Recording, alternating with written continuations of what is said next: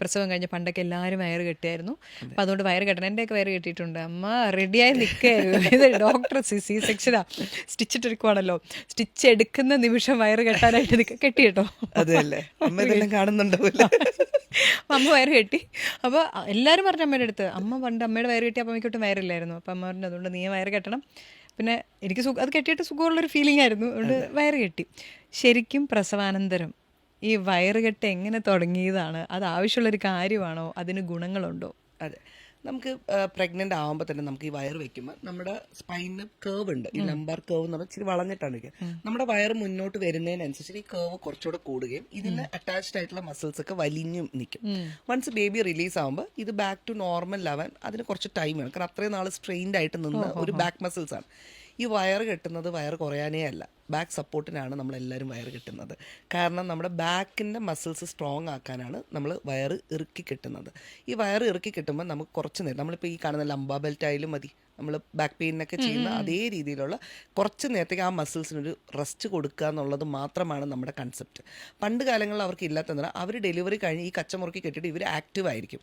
So നമ്മൾ ഈ പറയുന്ന എക്സസൈസ് ജിമ്മിൽ പോയിട്ട് നമ്മൾ വെയിറ്റ് ട്രെയിനിങ് ചെയ്യുകയൊക്കെ ചെയ്യുന്ന മസിൽസ് സ്ട്രെങ്ത് ടൂൺ ആവാൻ ഈ ടൂണിങ് അവർ വ്യായാമത്തിൽ കൂടെ തന്നെ ചെയ്യും. അതുകൊണ്ടാണ് അമ്മയ്ക്ക് ഇല്ലാത്തത്. നമ്മൾ അങ്ങനെയല്ല, നമ്മൾ ഇതും കെട്ടും, നമ്മൾ കിടക്കുകയും ചെയ്യും. അപ്പൊ എന്ത് പറ്റുമെന്ന് പറഞ്ഞാൽ നമുക്ക് ബാക്ക് ടു നോർമൽസി എന്ന് പറയുന്നത് ഭയങ്കര പാടാണ്. കുറേ നേരം ചിലർ ഞാൻ കാണുന്നുണ്ട്, അതായത് പ്രസവം കഴിഞ്ഞ് കഴിഞ്ഞാൽ ആ ദിവസം തൊട്ട് 28 വരെ അഴിക്കാത്തവരുണ്ട്. ഇവർക്കാണ് കോംപ്ലിക്കേഷൻ വരുന്നത്. കാരണം കൂടുതലായിട്ട് മസിൽസിന് അവിടെ റെസ്റ്റ് അല്ലെങ്കിൽ അവിടെ ഇങ്ങനെ കെട്ടിവെക്കുമ്പോൾ ബാക്ക് മസിൽസ് ഒട്ടും ഉപയോഗം ഇല്ലാതാവും. ആവുന്ന സമയത്ത് അത് നേരത്തെ കാട്ടി വീക്കർ ആവുകയാണ് ചെയ്യുന്നത്. അത് ഒരിക്കലും ചെയ്തത് നമ്മൾ ബാക്ക് മസിൽസിന് ഒരു 2 to 3 hours കെട്ടി നമ്മളൊന്ന് കിടക്കാൻ പറയും. കുറച്ച് നേരത്തേക്ക് റെസ്റ്റ് കൊടുക്കുക. കാരണം നമ്മൾ ഈ ലോങ് സിറ്റിംഗ് വരുന്ന സമയത്താണ് ഇത് കെട്ടുന്നത്. കാരണം നമ്മൾ ഇരുന്ന് കുളിക്കുമ്പോൾ കുറേ നേരം അത് സ്ട്രെയിൻഡ് ആവുകയാണ് ബാക്ക് മസിൽ.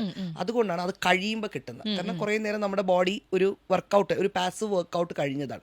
അതുകൊണ്ട് അതിന് റെസ്റ്റ് കൊടുക്കുന്നതാണ്. ഒരു 2 hours കഴിയുമ്പോൾ നമ്മൾ റിമൂവ് ചെയ്യാൻ പറയും. പക്ഷേ സി സെക്ഷൻ കഴിയുന്നവർക്ക് ഞങ്ങളൊരു 80% നോട്ട് റെക്കമെൻഡഡ് അല്ല. കാരണം നമ്മുടെ സ്റ്റിച്ചിന് മേളിൽ പോയാണ് ഇത് നിൽക്കുന്നത്. അവിടെ ആ പ്രഷർ കൊടുക്കുമ്പോൾ ഓട്ടോമാറ്റിക്കലി ഈ സ്റ്റിച്ചിൻ്റെ ഹീലിംഗ് ഒട്ടും നടക്കത്തില്ല. ഇതുകൊണ്ട് ഹെർണിയ, ഇൻസെഷണൽ ഹെർണിയ എല്ലാം വരുന്നുണ്ട്. അപ്പം അതുകൊണ്ട് എല്ലാവർക്കും പറ്റത്തില്ല.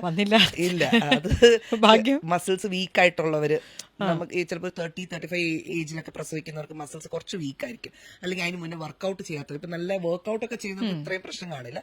വർക്കൗട്ട് ചെയ്യാതെ ചുമ്മാ ഫ്ലാബി മസിൽസ് ഉള്ളവരെ മേളിൽ കൊണ്ട് കിട്ടിക്കഴിഞ്ഞാൽ തീർച്ചയായിട്ടും ഒരു നല്ലൊരു ശതമാനം ആൾക്കാർക്ക് ഈ ഹെർണിയ വരുന്നതായിട്ടാണ് കാണുന്നത്. അത് പിന്നെ നമുക്ക് സർജിക്കലി മാത്രമേ അത് കറക്റ്റ് ചെയ്യാൻ പറ്റൂ. അതുകൊണ്ട് എല്ലാവർക്കും, അതുകൊണ്ട് ഈ പഴയ കാര്യങ്ങൾ എല്ലാവരിലും കയറി അപ്ലൈ ചെയ്യാതെ നമുക്ക് എന്തിനാണ് അവർക്ക് ചെയ്യാൻ പറ്റുമെങ്കിൽ മാത്രം. അല്ലാതെ ഇത് കെട്ടുന്നതുകൊണ്ട് ഒരിക്കലും നമ്മൾ ഈ ബാക്ക് കെട്ടുന്ന സമയത്ത് കുറച്ച് നേരം നടുവൊക്കെ പഴയ പോസ്റ്ററിലാകുമ്പോൾ വയറൊന്ന് ഒതുങ്ങിയതായിട്ടും തോന്നും. പക്ഷെ അങ്ങനെയല്ല. വിത്തിൻ 90 ഡേയ്സിനുള്ളിൽ നമുക്ക് വയറ് കുറയാനായിട്ടുള്ള കോർ സ്ട്രെങ്തനിങ് എക്സസൈസസ് ചെയ്ത് തുടങ്ങിയാൽ മാത്രമേ ഇത് കുറയത്തുള്ളൂ. അല്ലെങ്കിൽ നമുക്കതിൽ അവിടെ കാണും. വേറെ വഴിയൊന്നുമില്ല, എക്സസൈസ് തന്നെ ചെയ്യണം. അപ്പോൾ ഈ നമ്മൾ വിദേശ രാജ്യങ്ങളിൽ പ്രസവം കഴിഞ്ഞു 3rd day, അതിനു മുന്നേ ഹോസ്പിറ്റലിൽ എത്തുന്നവരുണ്ട്. ചില രാജ്യങ്ങളിൽ അന്ന് തന്നെ രാത്രി നോർമൽ ആണെങ്കിൽ വിടും. അല്ലാത്തത് സി സെക്ഷൻ 3 days ഒക്കെ കഴിഞ്ഞ് വിടും. അവർ 1 ആഴ്ചയൊക്കെ കഴിഞ്ഞ് ഒരു ജോലിക്ക് ജോയിൻ ചെയ്യേണ്ടവരുണ്ട്. സാഹചര്യങ്ങളുടെ സമ്മർദ്ദം കൊണ്ട് പോയി ജോലി ചെയ്യേണ്ടവർ. അവിടെ ഒന്നും ഇതുപോലെ നോക്കാൻ ആളെ കിട്ടാത്തതുകൊണ്ട് പോവും. നമ്മളായി കഴിയുമ്പോൾ നമ്മൾ നോർമലാണെങ്കിൽ 1 മാസം, സിസേറിയൻ ആണെങ്കിൽ ഒരു 3 മാസം കിടന്ന കിടപ്പ് കിടക്കാനാണ് പറയുക. അല്ലെങ്കിൽ നടുവേദന വരും.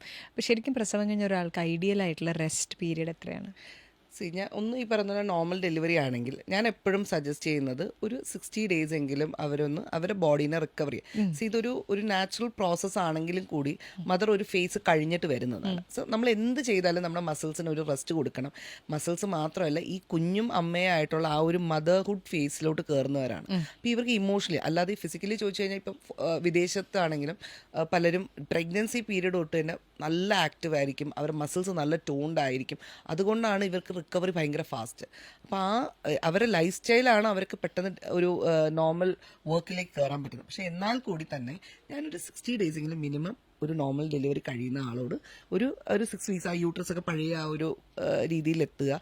സിസേറിയൻ ആണെങ്കിൽ എന്തുകൊണ്ടാണോ അവർ സിസേറിനായത്, മേ ബി മെഡിക്കൽ കോംപ്ലിക്കേഷൻ ആണെങ്കിൽ ഫസ്റ്റ് ഓഫ് ഓൾ ആ ഹെൽത്തിന് ഇമ്പോർട്ടൻസ് കൊടുത്ത് ചിലർക്ക് 90 days ആയിരിക്കും, ചിലർക്ക് 6 months ആയിരിക്കും, ബേസ്ഡ് ഓൺ അവരുടെ റിക്കവറിക്ക് അനുസരിച്ച് പോകുന്നതായിരിക്കും ഐഡിയൽ. പക്ഷെ അവരുടെ രീതി എൻറ്റയർലി ഡിഫറെൻ്റ് ആണ്. Most of them like already active ആയതുകൊണ്ട് അവർക്ക് റിക്കവറി. പക്ഷെ എന്നാലും എനിക്ക് പേഴ്സണലി ഒത്തിരി പേര് കണക്ട് ചെയ്യുന്നുണ്ട് പുറത്ത് ഇതേപോലെ പോസ്റ്റ്മോർട്ടം കഴിഞ്ഞ് ചിലപ്പോൾ 1 വർഷം കഴിഞ്ഞിട്ടായിരിക്കും അവർ പറഞ്ഞത് ഇതുപോലെ ഡെലിവറി കഴിഞ്ഞ അടുത്ത ദിവസം കൊണ്ട് ഞാൻ വർക്ക് ചെയ്യാൻ പോയി, പക്ഷെ എനിക്ക് അതിൻ്റെതായ ബുദ്ധിമുട്ടുകൾ പറയുന്നുണ്ടെന്ന് പറഞ്ഞു. ബേസിക്കലി എൻ്റെ സിസ്റ്റർ ഒരു ഫോറിനർ, എൻ്റെ സിസ്റ്ററുള്ള ഒരു ഫോറിനറാണ്.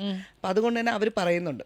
പക്ഷേ പുറത്തും ഇങ്ങനെ ഇല്ല എന്ന് ഒന്നുമില്ല, അവിടെയും നല്ല രീതിയിൽ പോസ്റ്റ്മോർട്ടം കെയർ നന്നായിട്ട് ഫോളോ ചെയ്യുന്നുണ്ട്. അവിടെയും ഇങ്ങനത്തെ ബുദ്ധിമുട്ടുണ്ടായതുകൊണ്ടായിരിക്കുമല്ലോ നമുക്ക് ഈ പോസ്റ്റ്മോർട്ടം കെയർസ് ഇപ്പോൾ സിംഗപ്പൂർ, മലേഷ്യ, യൂറോപ്യൻ കൺട്രീസിലൊക്കെ പോസ്റ്റ്മോർട്ടം കെയർ ചെയ്യുന്നുണ്ട്. നമ്മുടെ ആയുർവേദ വിധിപ്രകാരം അല്ലെങ്കിലും സ്റ്റിൽ അവിടെ പോസ്റ്റ്മോർട്ടം കെയറും ബേബി കെയറും ഭയങ്കര അഗ്രസീവായിട്ട് ചെയ്യുന്നവരുണ്ട്.